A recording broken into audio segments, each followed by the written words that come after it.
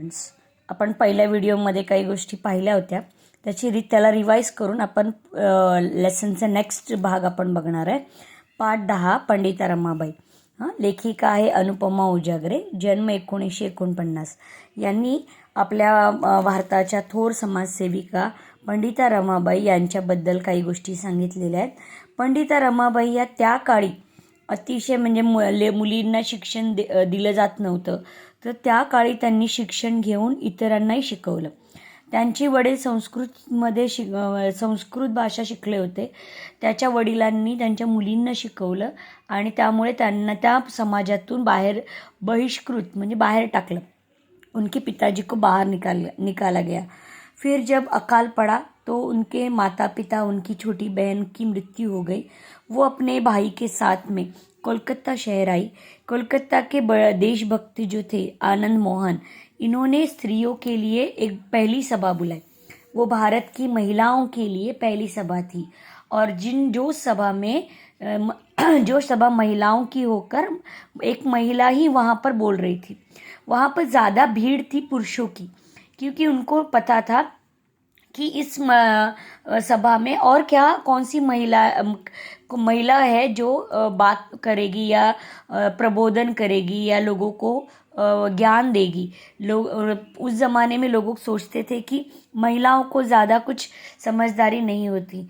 इसीलिए उस सभा का जो ये था कि अगर कोई पुरुष वहाँ पर आएगा, यानी कोई जेंट्स अगर वहाँ पे आएगा, तो वहाँ पर उनके साथ में घर की कोई औरत, चाहे वो बहन हो, चाहे माँ हो, चाहे भाभी हो, चाहे बुआ हो, कोई भी, तो वो उनके साथ में अपनी कोई लेडीज़ को लेकर आए, तभी जा कर के उनको वहाँ पे प्रवेश मिलेगा. और फिर उन्होंने ये दूसरी भाषा में, मतलब उनको तभी जो वहाँ की लोकल लैंग्वेज कोलकाता की बंगाली नहीं आती थी, वो संस्कृत भाषा जानती थी, तो उन्होंने अपनी भाषा में भाषण किया.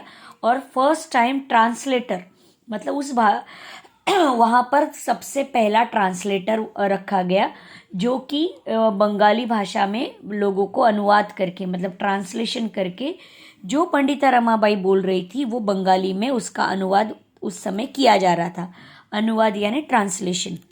और ये सबसे इतिहास में सबसे अनोखी और सबसे पहली महिलाओं की सभा थी. और वो जब उनके माँ, पिताजी और भाई की भी मृत्यु हो गई, तभी पंडिता रमाबाई अकेली हो गई. और उनको उस ज़माने में 9-10 साल की उम्र में लड़कियों का ब्याह होता था, शादी होती थी. उस समय उनका जो उम्र है 22 साल की हो गई थी. तो लोग अलग अलग प्रकार से उनको ताने दे रहे थे कि इतना समाज में प्रबोधन कर रहे, खुद तो शादी नहीं हो गई है, ये वो, मतलब अलग अलग प्रकार से उनको ताने सुनने पड़ रहे थे. तभी बिपिन बिहारी मेधावी नाम के एक वकील के साथ उनका विवाह हो गया. और तभी जब विवाह हुआ तब वो 22 साल की थी. और विवाह के 2 साल के बाद बिपिन बाबू की मृत्यु हो गई. तभी उन छोटी सी बच्ची थी, उसका नाम था रमाबाई. तो उनकी बेटी का नाम उन्होंने रमा रखा था. उनकी बेटी का नाम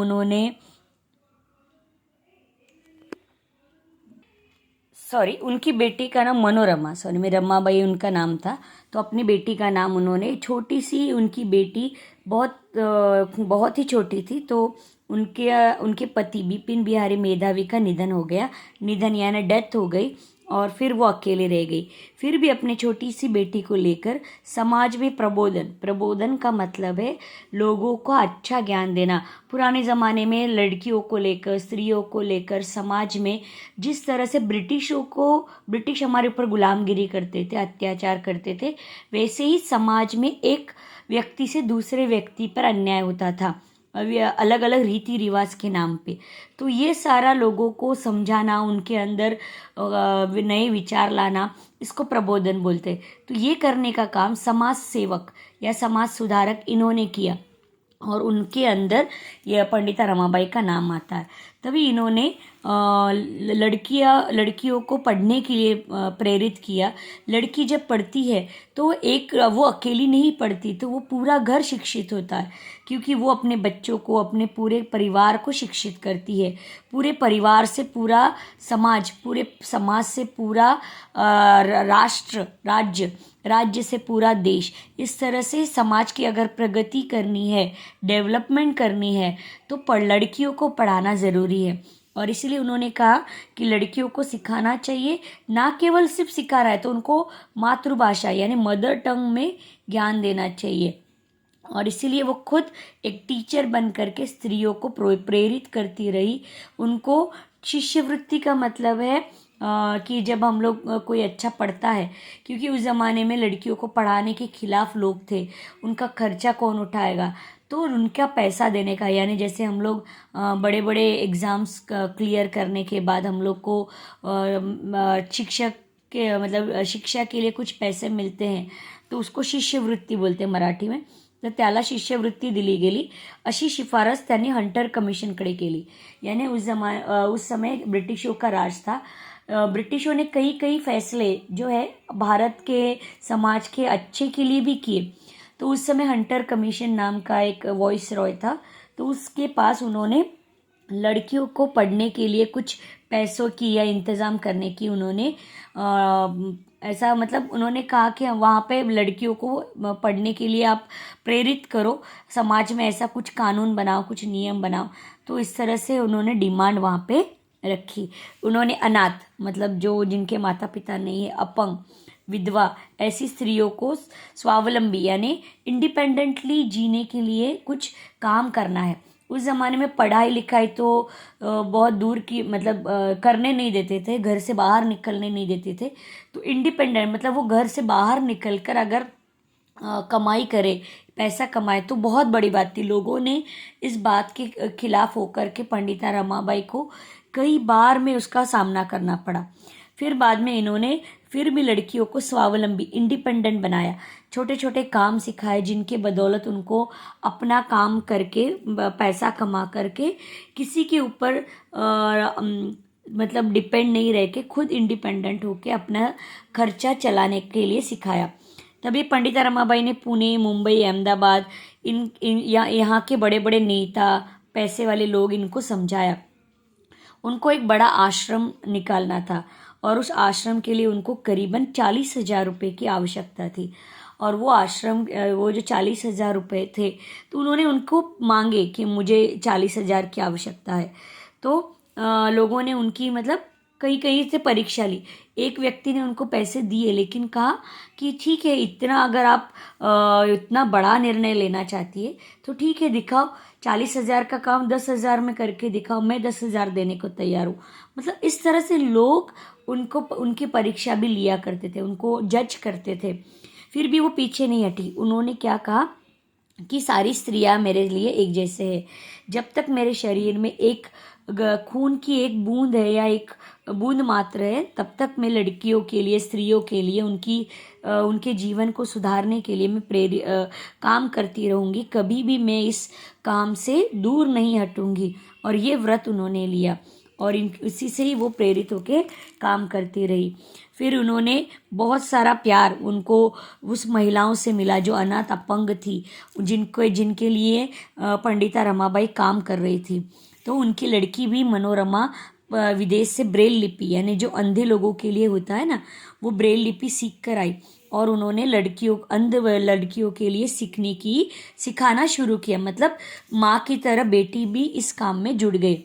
फिर पंडिता रमाबाई ने मुक्ति मिशन नाम की एक संस्था खोली और वहाँ पर सारी लड़कियाँ जो अनाथ अपंग थी उनको उन्होंने इंडिपेंडेंट बनाया।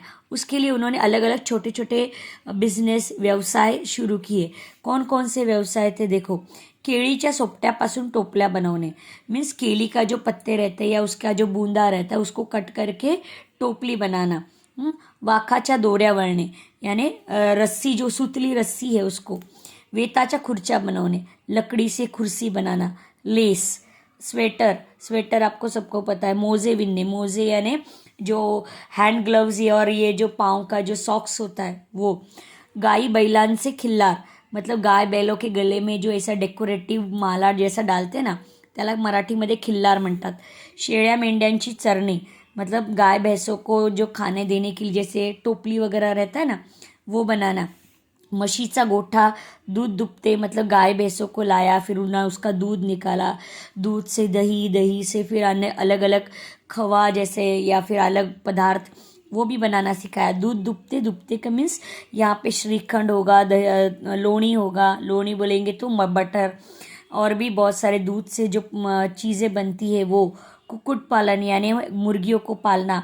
सांडपानी, मैलापासून खत, जो गंदा पानी है या जो कचरा वगैरह रहता है, गीला कचरा, वहाँ से खत यानी फर्टिलाइज तैयार करना. भांड्यांवर नावे घालणे, मुलींना शिकवलं, लड़कियों को उन्होंने सिखाया. फिर बर्तन पे नाम डालना. उस ज़माने में स्टील का बर्तन बहुत एक्सपेंसिव, बहुत महंगा होता था, तो कोई भी चोरी करके लेके जाता था. तभी से ये रिवाज हो गया बर्तन पे नाम डालने का. तो अगर मेरा बर्तन कोई लेके गया तो हम लोग बोलेंगे मेरे बर्तन पे नाम है. तर भांड्यांवर नावं घालणं, भांड्यांना कलाई करणं. पीतल का, तांबे का जो बर्तन रहता है, कॉपर का, वो जो जलता है उसमें खाना, उसके लिए एक अलग एक पदार्थ जो है लगाया जाता था, त्याला मराठीमध्ये म्हणतात कलई करणे. हातमाग यानी जो हैंडलूम पे कपड़ा बनाना. सतरंजी यानी जो नीचे कारपेट रहता है ना, कारपेट को मराठी में सतरंजी बोलते हैं. सतरंजी विणणे. घाण्यावर तेल काढणे. घाना यानी जिसमें बैल जो तेल रहता है ना, बैल जो घूमता है तेल, अभी फैक्ट्री में तेल बनता है तो, लेकिन अभी भी कहीं पे जो है प्रॉपर अगर हेल्दी ऑयल चाहिए तो वो तेल जो है वो अच्छा रहता है. बैलों के द्वारा उसको निकाला जाता है. छापखाना यानी प्रिंटिंग प्रेस. फिर चित्र काढणे, छापणे, कागद मोडणे मीन्स पेपर का फोल्डिंग. पुस्तक बांधणे यानी बाइंडिंग. दवाखाना चालवणे, छोटे छोटे इलाज जो आयुर्वेदिक है, मेडिसिन बनाना, मेडिसिन लाना, उसको कूटना, उसका दवाई बनाना. तो ये छोटे से इतने सारे व्यवसाय जो है लडकिया करती थी. हे तुम्हाला नीट वाचायचं आहे, एक्झाममध्ये ह्याला विचारलं जाईल. पंडिता रमाबाईंनी मुक्ती मिशनमध्ये कोणकोणते व्यवसाय सुरू केले. तो इसमें से आपको कोई भी 4 याद रखना है, 4 से 5. तर हे तुम्हाला एक्झाममध्ये पण विचारलं जाईल. मग पंडिता रमाबाईंनी वेगवेगळ्या गोष्टी करत राहिले. मग त्यांनी क्रिश्चियन धर्म यानी उन्होंने क्रिश्चियन धर्म, ईसाई धर्म का स्वीकार किया, और फिर उन्होंने ईसाई धर्म के लिए एक चर्च बांधा. प्रार्थना मंदिर म्हणजे चर्च. आणि म्हणून काटकसर करताना उन्होंने खुद, जैसे कि आर्किटेक्चर या फिर इंजीनियर बनाता है उसका नक्शा, तो यहाँ पे पंडिता रमाबाई ने खुद उसको आर्किटेक्ट किया, उसको बनाया नक्शा. आराखडा म्हणजे त्याचा नकाशा बनवला. डोक्यावर विटांचे घमेले वाहून बांधकामाला हातभारही लावला. खुद और लोगों के साथ में उन्होंने अपने सर पर ईंट पत्थर भी लेकर गई और वो काम में उन्होंने हेल्प किया. मतलब कोई काम छोटा बड़ा नहीं होता है, वो कोई काम करने के लिए शर्माई नहीं. उन्होंने चर्च के काम में, सारे काम में हात बटाया.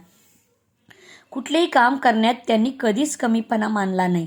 श्रमप्रतिष्ठेचा धडा त्यांनी आपल्या कृतीतून आश्रमातील मुलींना दिला. इतनी बड़ी होकर, इतनी बड़ी समाजसेविका, इतनी पढ़ी लिखी होकर कि इतनी संस्था चलाने वाली व्यक्ति होकर उन्होंने ये सारे काम किए. उन्होंने ये दिखा दिया कि कोई काम छोटा बड़ा नहीं होता. सर पे पत्थर लेना या वो लेके जाना, इसमें कोई शर्मनाक बात नहीं है.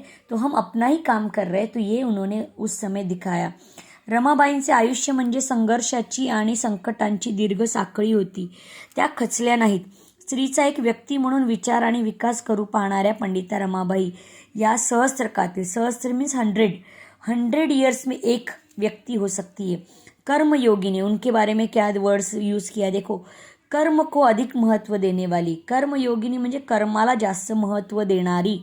सच्शील, चांगलं चारित्र्य असणारी. साध्वी यानी अपने काम में पूरी तरह से एकरूप रहने वाली व्यक्ति थी. यानी अपने कामों के बारे में उनकी प्रशंसा ये शब्दों में की गई है कि उनका पूरा जीवन बचपन से बहुत संघर्ष का था. कई संकट उनके ऊपर आए, फिर भी वो डगमगाई नहीं. उन्होंने अपना विकास किया, समाज का विकास किया, और वो समाज के लिए, महिलाओं के लिए, लड़कियों के लिए लड़ती रही.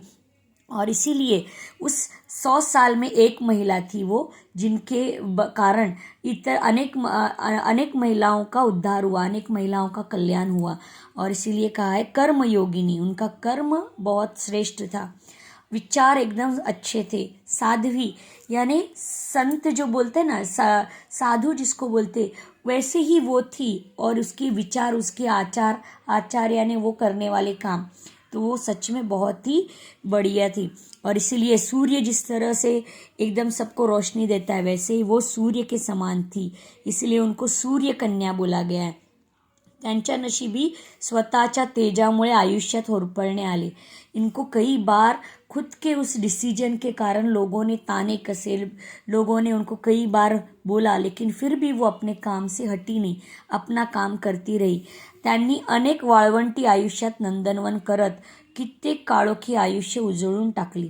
उन्होंने कई ऐसे, वाळवंटी म्हणजे जिथे रेती असते ना, वाळवंट म्हणजे सहारा वाळवंट, जिथे उंट असतात, तर त्या ठिकाणी जसं पाणी कमी असतं, तरी पण त्यांनी तिकडे नंदनवन म्हणजे लोकांचं आयुष्य चांगलं बनवलं। वहाँ पे उन्होंने ऐसे बंजर जैसे लोगों की ज़िंदगी को एकदम बाग की तरह खुश कर दिया। यानी लोगों का जीवन, लड़कियों का जीवन उन्होंने खुशियों से भरने की कोशिश की। और अपना जीवन में कई बार उनको अंधेरा रहा, कई बार तकलीफ़ें रही, उसको ध्यान न देते हुए सिर्फ और सिर्फ समाज महिलाओं के लिए अपना कार्य करने वाली श्रेष्ठ महिला थी पंडिता रमाबाई। फक्त आणि फक्त महिलांसाठी कार्य करणारी श्रेष्ठ अशी समाजसेविका पंडिता रमाबाई। खरोखर अशा या पंडिता रमाबाई सारख्या समाजसेवकांना शतशः प्रणाम। थँक्यू।